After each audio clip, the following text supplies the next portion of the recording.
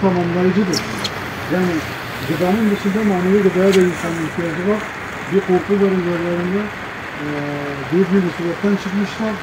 Yani onları takviye etmek lazım. Faydalı olmayı nasip etsin. Amin. Amin. Peki, teşekkür ediyorum. Kolay gelsin.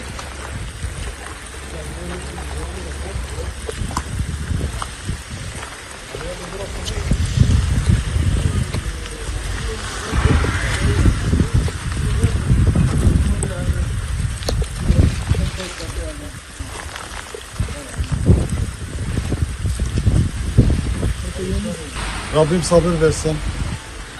Rabbim ihtiyaçlarını en güzel şekilde karşılamayı nasip etsin. Allah sabırlar versin inşallah. Hepimize geçmiş olsun. Depremde vefat eden kardeşlerimize Allah'tan rahmet diliyorum. Ailelerine, yakınlarına başsağlığı diliyorum. Allah gani gani rahmet etsin onlara. Şu anda Adıyaman bölgesini Hüdaparçı Nakil Başkanlığı ve ekibimle birlikte ziyaret ettim. 16 köy gezdim. 3 çadır kenti ziyaret ettik Adıyaman merkezde. Vatandaşlarımız çok mağdur olmuş. Büyük bir badireden geçmişler. Yıkıntı çok fazla. Yani anlatmakla belki ifade edilemiyor ama adeta şehir yıkılmış, şehir bitmiş. İnsanlarımız tedirgin, insanlarımız depremin verdiği psikolojik sorun yaşıyor. Köylerimizde nüfuslar artmış. Özellikle Adıyaman'da apartmanlarda kalmaktan korkan vatandaşlarımız şu anda yer bulabildikleri köylere akın etmişler. Köy nüfusu 10 iken 20'ye çıkmış, 100 iken 250'ye 300'e çıkmış. Dolayısıyla ihtiyaç durumları da artmış. Başlarda belki çadır ihtiyaçları aşırı derecede vardı. Şu anda çadırlar bile özellikle bugün için söylüyorum, dünden beri yağan bir yağış var. Adeta çadır kentleri de vurdu. Çadır kentlerde belki barınma imkanı bulunan vatandaşlarımız da şu anda o sıkıntıyı yaşıyor. Yağmur çok etkili olmuş. Özellikle Tut ilçemizde bir konteynerin sele kapıldığını duyduk. İçinde 4 vatandaşın olduğu tahmin ediliyor ve bir vatandaşın da vefat ettiğini duyduk. Kendisine Allah'tan gani gani rahmet diliyoruz.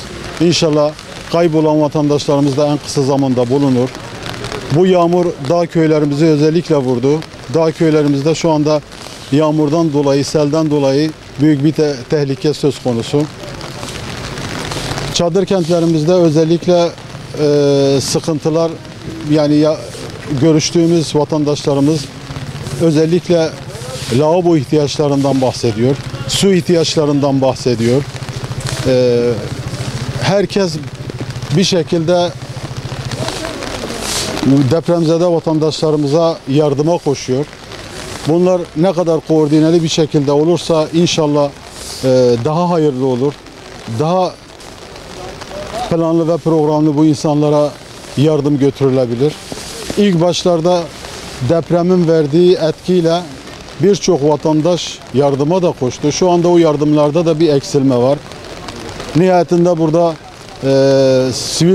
sivil toplum kuruluşları da, yardım kuruluşları da elinden gelen gayreti gösteriyor. İhtiyaçlar bitmiyor.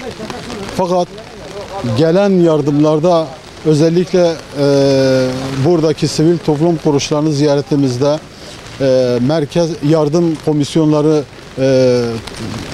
merkezlerini ziyaretimizde böyle bir talepleri olduğunu, vatandaşlarımızın bu yardımları devam ettirebilmeleri için yardımlarını arttırmaları dileklerinde bulundular. Nihayetinde bir ihtiyaç, özellikle yakın zamanda Ramazan ayına gireceğiz ve bu Ramazan ayında biliyorsunuz gıda ihtiyaçları has safhadadır.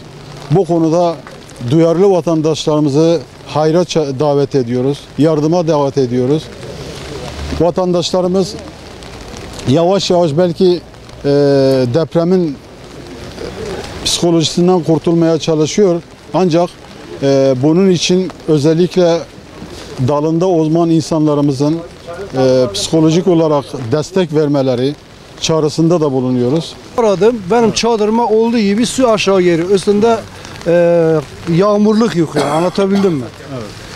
AFAD'ın ki dört dörtlük. Bunlar bunu hiç mi düşünemediler? Nasıl bir şeyse ben bilmiyorum. Evet. Bu konuda kendi yetkililerden Türk Kızılay çadırlarını özellikle kontrol etmelerini rica ederim. Üstündeki yağmurluk muhafaza artık branda mı deniyor, çadır mı deniyor? O naylon o yok. Sadece bir bez. Bak AFAD'ınki üzerinde burada kamera göstersin. Üzerinde hariçte var. Bu sadece bezden başka bir şeysi yok. Türk Kızılay'ın çadırı farklı bir şey. Ben çözemedim. Biz yataklarımız şeyimiz su içinde kaldı. Ben 155'i aradım. Türk Kızılay'ı aradılar. Da adres istediler ki getirirler. Evet. Bu çok büyük bir sıkıntı. Yani şu anda illaki konteyner hepimize yetişecek diye bir kaydı yok. Ama ve lakin Türk Kızılay'ın bu konuda buna bir el atmasını bekliyoruz vatandaş olarak.